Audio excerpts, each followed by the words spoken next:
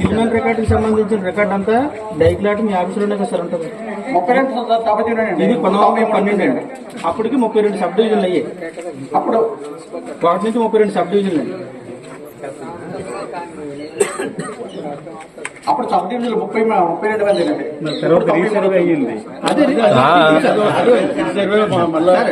తర్వాత మేము 1950లో కదండి సెటిల్మెంట్ ఆర్డర్ ఇచ్చారు. సెటిల్మెంట్ ఆర్డర్ ముందే కదా మేము ఇక్కడ భూమిలో ఉన్నామా లేదో మీకు తెలియదు కదా. మేము ఉన్నామని చెప్పి రికార్డు ఇస్తుంది. రిజిస్ట్రేషన్ డాక్యుమెంట్లు ఉన్నాయండి. 1949 సంవత్సరంలో మేము మా భూములు రిజిస్ట్రేషన్ చేసుకునే హక్కులు మేము కలిగి ఉన్నాం. అప్పుడు 1950కి ముందు 48లో ఉన్నాం. 49 నాటికి కూడా మేము భూమిలో రిజిస్ట్రేషన్ చేసుకున్నాం. యాక్ట్ ఉన్నప్పుడు మేము భూమిలో ఉన్నాం. తర్వాత వచ్చింది ఎస్ఆర్ 1950 సెటిల్మెంట్ అయిపోయింది కదండి. ఇది సెటిల్మెంట్ అయిపోయిన తర్వాత ఈ టీడీ నెంబర్లన్నీ 47 1948 ఎస్టేట్ అపార్షన్ యాక్ట్ కింద రద్దయిపోయాయి. రద్దయిపోయిన తర్వాత అప్పటికి మొత్తం భూములన్నీ సెటిల్మెంట్ అయిపోయింది ఒరిజినల్ గా. కానీ మీ ఆఫీసులో మాత్రం అవ్వలేదు. కాగితాలు అయ్యి తప్పగానే మా గ్రామానికి ఏమీ జరగలేదండి. రామరెడ్డి గారు తర్వాత 1967లో గజెట్ నోటిఫికేషన్ వచ్చిందండి. గజెట్ నోటిఫికేషన్ వచ్చి 1969లో 93 సబ్ డివిజన్లు చేశారు. అంటే ఒకటి నుంచి 32 సబ్ డివిజన్ల కింద చేసిన డాక్యుమెంట్ ని తర్వాత మళ్ళీ 93 సబ్ డివిజన్లు చేశారు. ఈ 93 సబ్ డివిజన్లు ఎవరి పేరు మీద చేశారు? సర్వే నెంబర్లు అంటే సార్ ఇప్పుడు ఎవడో రైతు ఉంటేనే కదండి సర్వే చేస్తారు. సబ్ డివిజన్ ఎప్పుడే కదా చేస్తారు. మరి అప్పుడు ఎవరి పేరు మీద ఉన్నాయి? ఆ రికార్డు మీ దగ్గర లేదండి. ఉంది కదండి. మరి ఈ రికార్డులో కూడా మా రైతుల పేరు మీద సర్వే జరిగింది కదా. 1968 నాటికే మేము సాగులో ఉన్నాం. అంటే మా పేర్ల మీద రికార్డు అంతా తయారైపోయింది 69కి మేము తయారు చేసుకున్న తర్వాత పన్నులు కట్టిన రసీదులండి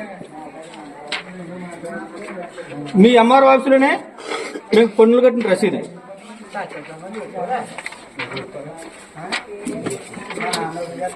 కన్వన్ రికార్డు కూడా మా గ్రామానికి ఉందండి. మరి మీ ఆఫీసులో ఉందో మరి మాయమైపోయి మీ ఆఫీసులో రికార్డులన్నీ ఎందుకు మాయమైపోతాం? ఎందుకు మాయమైపోతుంది సార్? సరే అయిపోయింది వదిలేండి. ఆగండి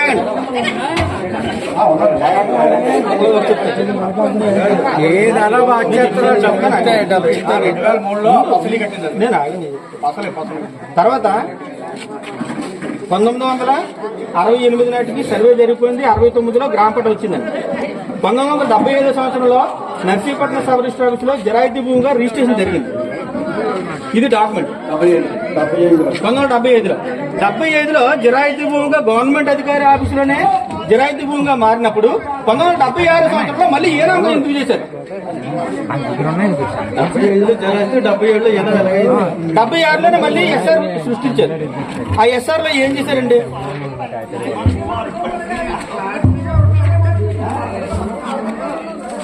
కాబట్టి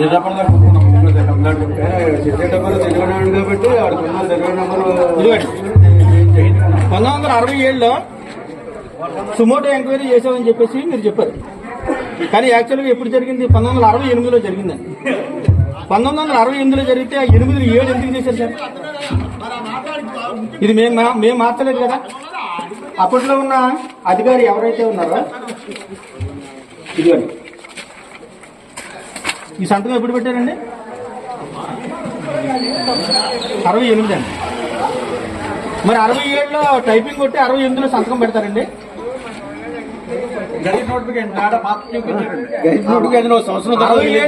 నోటిఫికేషన్ ఉంది కాబట్టి ఆకుల్లో సుమోటో ఎంక్వైరీ చేయడానికి కుదరదు కాబట్టి 8 కింద మార్చేసి మా దగ్గర జెరాక్స్ కాపీలే ఉన్నాయని చెప్పేసి కట్టుగా అల్లేసి సుమోటో ఎంక్వైరీలు చేసాం. ఇది ఏనాం భూమే. ఏనాం ఎందుకు అవుతుంది సార్? 75లో జరాయితీగా మారిన భూమి 76లో ఎందుకు ఏనామైంది? ఏనాం అంటే గిఫ్టేనండి. రాజులు గారు ఇచ్చారు, రాజులు గారు ఇచ్చి దున్నుకున్నారు. అది కూడా చెప్తాను సార్. అదే అది కూడా చెప్తాను. హక్కు మాత్రం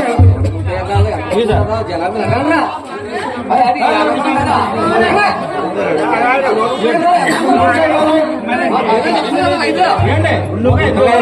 మనం చెప్పేదానికి తర్వాత సర్వేర్ గారు అడిగారు ఎక్స్ప్లెయిన్ చేయాలి.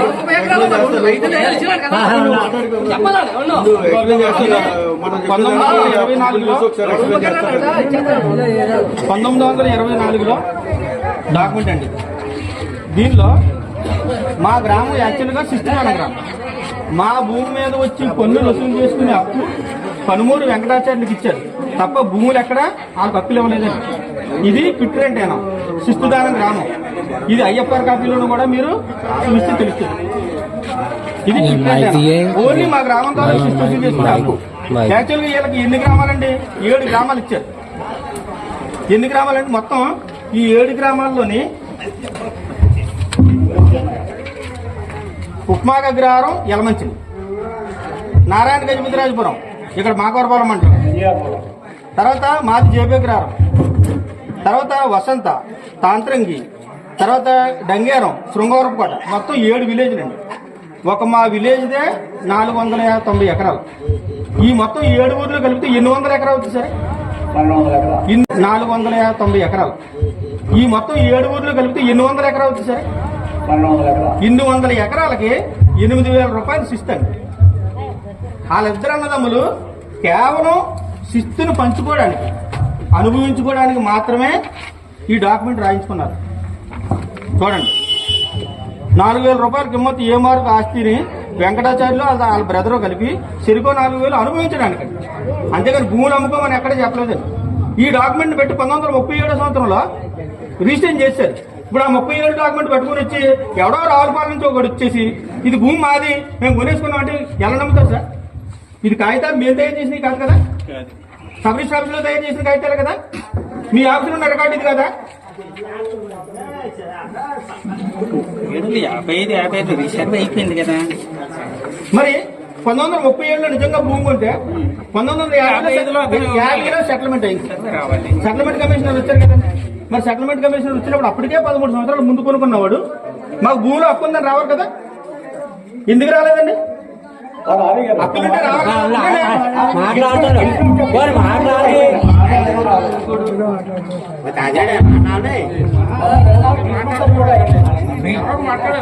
ఏంటండి, ఇప్పుడు 1937 సంవత్సరంలో భూమి కొనుగోలు చేస్తే 1950లో సెటిల్మెంట్ కమిషనర్ వచ్చి సర్వే చేసినప్పుడు నిజంగా మనకు హక్కు ఉంటే మనం వెళ్ళమండి? వెళ్ళాలి కదా. మరి హక్కు ఉంటే వెళ్ళను కదా. లేదంటే అప్పుడు జిల్లా ట్రిబ్యునల్ కోర్టులో కానీ సెటిల్మెంట్ కోర్టులో కానీ చేసేసుకోవాలి. మరి ఎందుకు వెళ్ళలేదండి? వాళ్ళకి హక్కు ఉందా?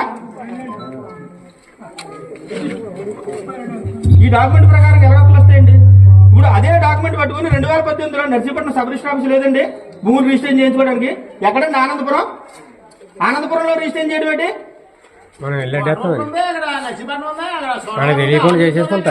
అనంతపురం సబ్ రిజిస్టర్ ఆఫీస్ లో రిజిస్ట్రేషన్ చేసి 2018లో లాడ్జీలోకి వచ్చిన పాస్బుక్లు ఇచ్చేసి ఎవరి మీద కూర్చొని దండయాత్ర చేస్తారండి? ఇంత రికార్డు ఉన్నప్పుడే మీరు రెవెన్యూ వాళ్ళు మాకు రైతులకు న్యాయం చేయకపోతే ఎవరు చేస్తారు? మరి ఈ రెవెన్యూ ఆఫీసులు ఎందుకు? మీరెందుకు?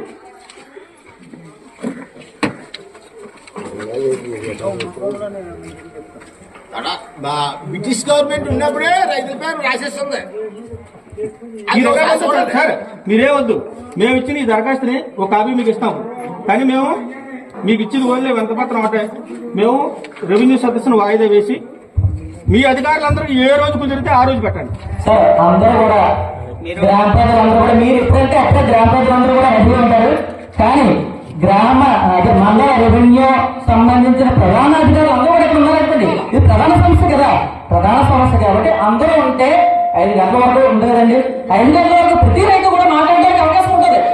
ఎందుకంటే 100 ఏళ్ళండి నలిగిపోతున్నారండి. దాని నుండి ₹1 ఆదాయం లేదు, ఎవరికి ఇచ్చే పరిస్థితి లేదు. ఎవరో చెందిన వాళ్ళు ఎక్కడో అందరూ తండం ఏంటండి. సార్ ఇప్పుడు మొన్న మీరు ఎంఆర్ఓ గారు ఎంక్వైరీకి పంపించారు కదా, ఫీల్డ్ లో ఎవరున్నారో ఎంక్వైరీ చేయండి అని పంపించారు. మీరును సర్వేర్ గారు వచ్చారు, విఆర్ఓ గారు ఉన్నారు, విఆర్ఐ గారు ఉన్నారు. మీరు వచ్చి సర్వే చేశారు గ్రామంలోకి వచ్చి. ఏ సర్వే నెంబర్లో ఎవరున్నారన్నది మీరు చేశారు కదా. ఆల్రెడీ రికార్డులో రాసి పెట్టాం కదా. రాసి పెట్టారు సార్, రాసి పెట్టారు.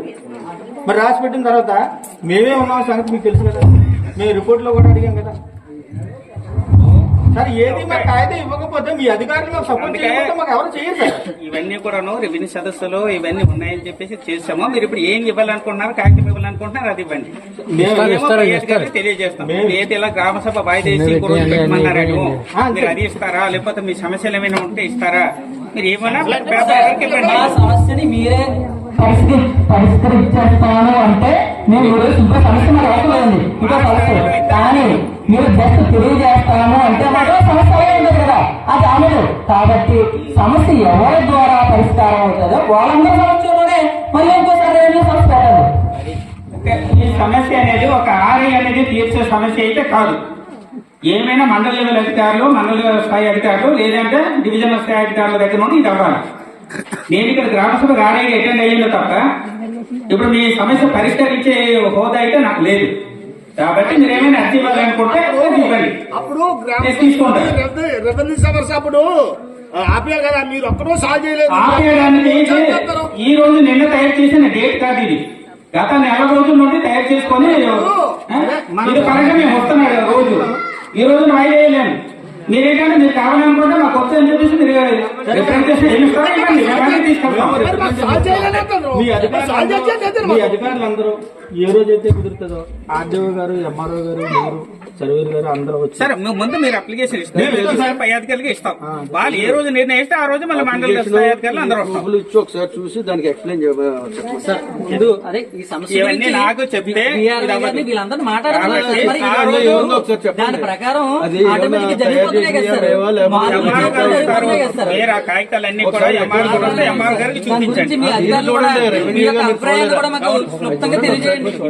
రెవెన్యూ కరెక్టే కదా, లేకపోతే మేము తయారు తయారు చేసినాయా, మ్యాన్పులేట్ చేసినాయా, ఏమంటే మేము ఊళ్ళో డబ్బా కొట్టుకున్నట్టు ఉంది. అది కాగితాలు తయారు చేసుకుని సంగతి పెట్టుకుని తిరుగుతున్నట్టు ఏం కాగితాలు ఇవ్వాలనుకున్నారు అది ఇవ్వండి. ఇస్తాం, అది ఇస్తాం. ఒకసారి చూడండి. 1949 రిజిస్ట్రేషన్ డాక్యుమెంట్ సార్. ఫస్ట్ ఇది బిల్వన్ సార్, దీని డైక్లెట్ ఉంటుంది సార్ మీ ఆఫీస్ లో. దయచేసి ఒకసారి మీరు చూడండి. ఆ డైక్లెట్ లో ఎవరి పేరు ఉందో డైక్లాట్ లో ఎక్స్ప్లెయిన్ చేస్తారు. ఒకసారి నువ్వు మాట్లాడతాను. డైక్లాట్ లో పేర్లు ఉండవు. సర్వే నెంబర్ నెంబర్ ఎక్స్టెంట్ విస్తీర్ణాలు ఉంటాయి. చూడండి అతని దగ్గర మీరు ఇచ్చిన ఎఫ్ఎల్ఆర్ లో అయితే మొత్తం పేరుతో శుద్ధంగా ఉంటుంది సార్. సబ్ డివిజన్ వారీగా కూడా ఉంటుంది. మన గ్రీన్ లిస్ట్ ఉంది కదా, అందులో మొత్తంగా ఉంది. అప్పటికి ఇప్పటికి మీరే ఉన్నారు, మీరే ఉన్నారండి. మీరే ఉన్నారు, అందులో ఎవరు అపోజ్ చేయడానికి లేదు.